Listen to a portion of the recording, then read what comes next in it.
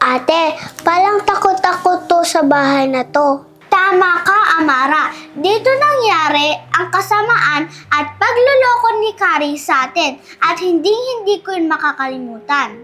Luna, Amara, wag na kayong matakot. Hindi na ulit mangyayari yun. Pero ate, natatakot pa din ako. Huwag ka na matakot, Amara. Malalagpasan din natin to. Basta magkakasama tayo, di ba ate? Tama si Luna. Basta magkakasama tayong tatlo, lahat ng pagsubok, makakayanan natin. Sige po, bakit po umuwi po tayo dito?